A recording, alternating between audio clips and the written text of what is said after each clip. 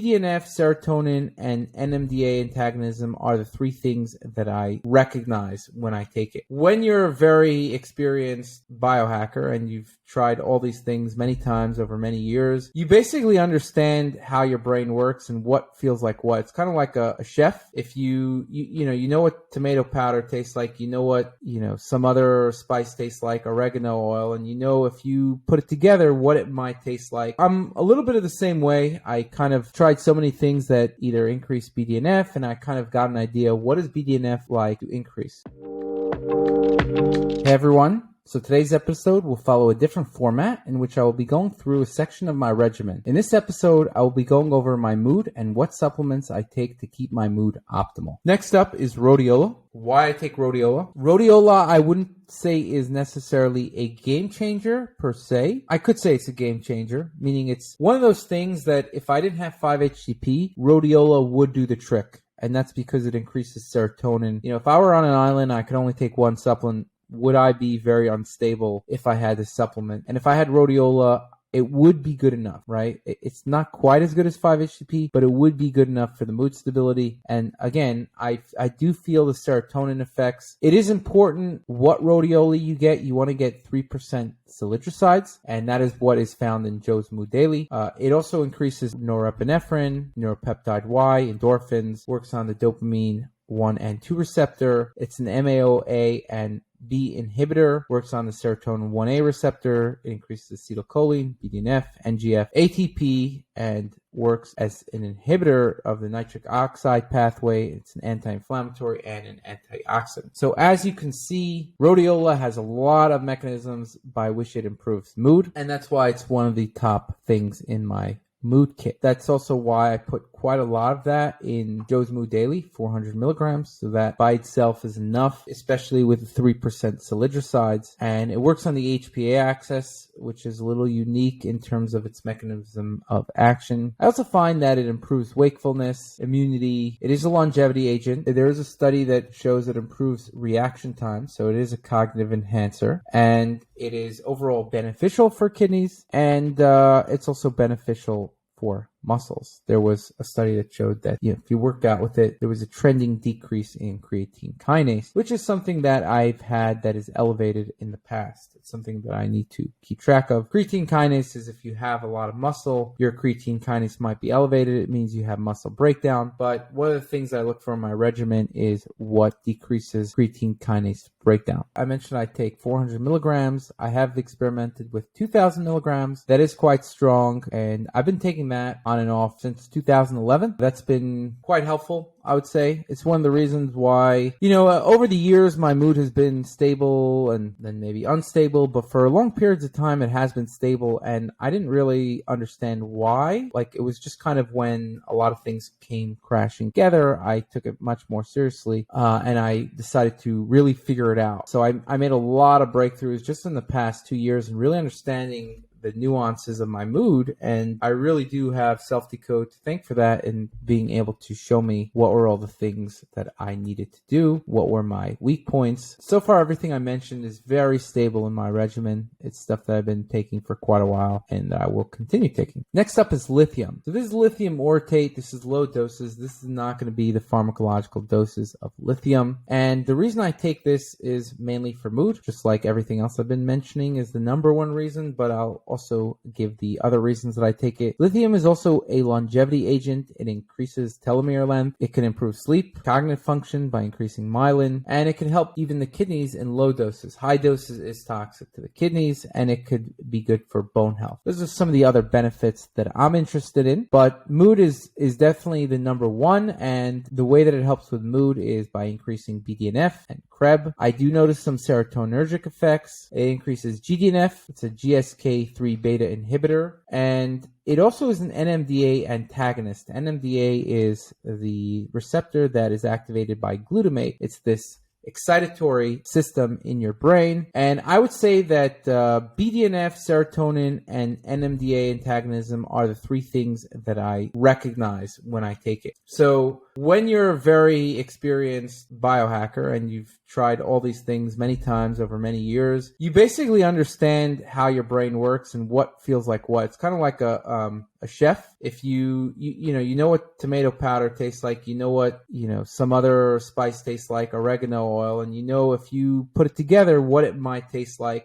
So I'm a little bit of the same way. I kind of tried so many things that either increase BDNF, and I kind of got an idea, what is BDNF like to increase? What is it like to increase serotonin? What is it like to antagonize NMDA receptors? And so for NMDA antagonism, I've taken drugs just as an experiment to antagonize NMDA. And then I've taken other things that antagonize NMDA, like magnesium, lithium, in larger dosages to see how it's working on my brain. And so that's how I know what NMDA antagonism feels like. And same with serotonin, BDNF. And so I would say that I do notice the serotonin effects. I do notice some BDNF effects, and I do notice the NMDA antagonism. So those are some mechanisms by which lithium can be beneficial. An interesting tidbit here is people who drink water high in lithium live longer and have lower rates of suicide. So it's one of those, interesting molecules that people have always consumed in water, and not in large dosages, but it is something that I always like to keep around. And it is in Joe's Mood Daily, small dosage of 5 milligrams. I would consider this very stable in my regimen. Next up is methylfolate. I would say that I need more because of my genetic predisposition. So I don't necessarily think this is something that everybody should take. In Joe's Mood Daily, I did not put a high dosage. It was just 50% of the RDA. And again, because I think if you don't need extra, there's no reason to put extra. There is potential negatives. If you take high doses of folate, there's theoretical cancer risks, and also it does seem to increase the risk of prostate and colorectal cancer. Again, in high dosages. That is why I also did not put high dosages in Joe's Mood Daily. However, you always have to balance the pros and cons, and for me, I need extra methylfolate, and that is why I take extra, right? But I don't recommend,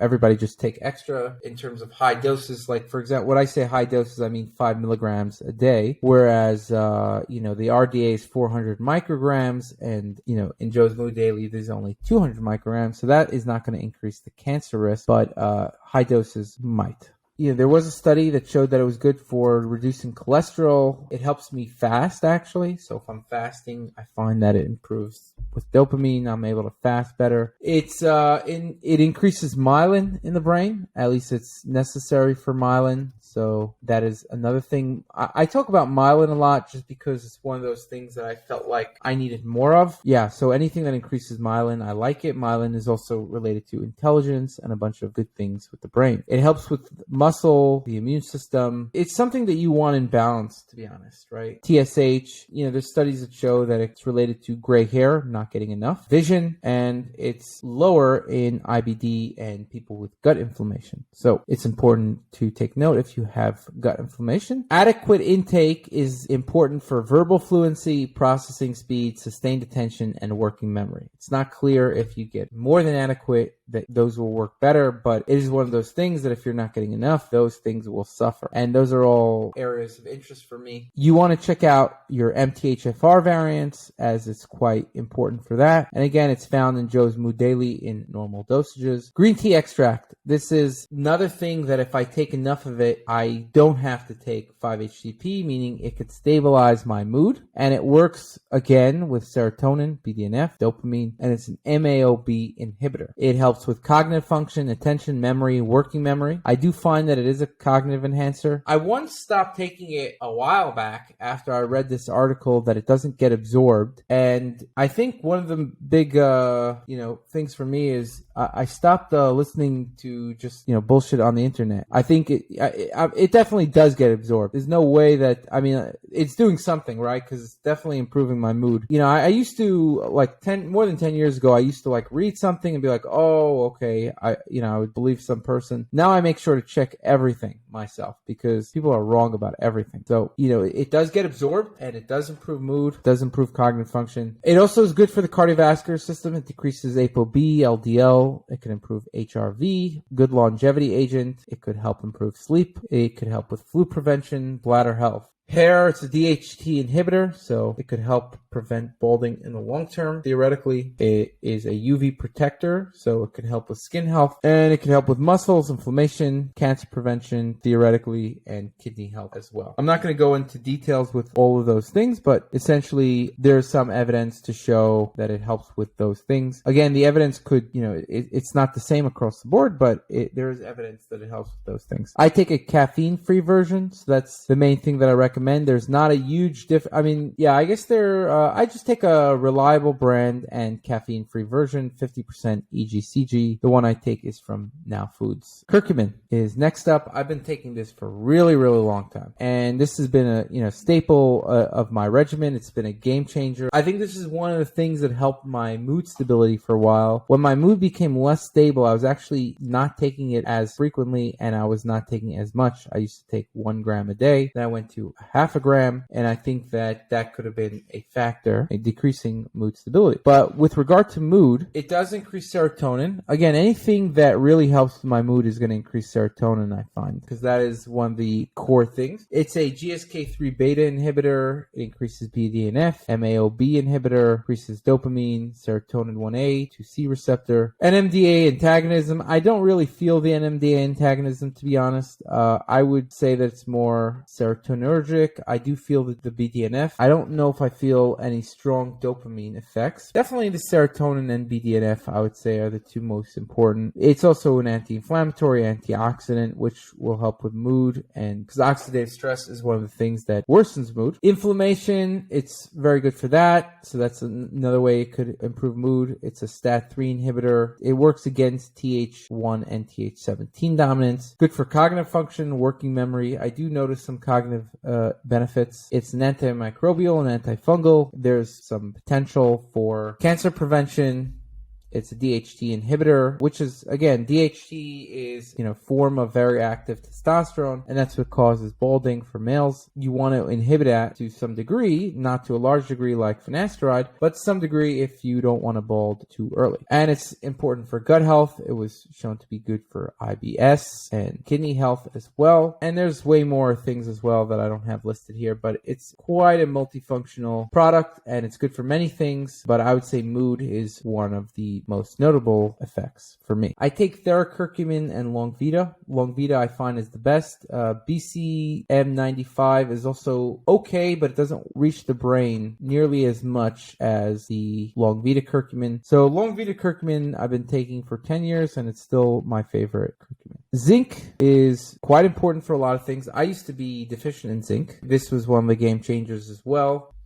Understanding that I was deficient in zinc, actually my genetics show that I have a higher likelihood of being deficient in zinc, and I had blood tests that also confirmed later on that I was deficient. I used to be even super deficient in zinc, because even when I got a blood test that showed that I was deficient, so however deficient I was when I took a given blood test, it was years later, and I used to be way more. So it is pretty spot on that I have a higher need for zinc because I had gut inflammation. It also lowers the absorption of zinc, and zinc has been quite important for quite a lot of things. So I make sure to put 10 milligrams of zinc in Joe's Mood Daily. Number one reason I take it is for mood, increases BDNF, NMDA antagonism, which I feel a bit. It reduces glutamate. I would say that's probably the number one thing that I notice from it. It is a GSK3 beta inhibitor, and so those are some of the benefits. Immunity and infections, very important for that. Cardiovascular, cognitive function, particularly attention and reasoning, glucose balance, skin health, actually important for skin, inflammation, gut health, IBS, energy and physical performance, hormones, including testosterone and SHBG. So it can help increase testosterone, lower SHBG, especially if you're not getting adequate amounts. For thyroid hormones, vision, bone health, hair, kidney health, tinnitus, oral health, and sleep quality and duration. Those are all the reasons that I take zinc. When I first took it, it was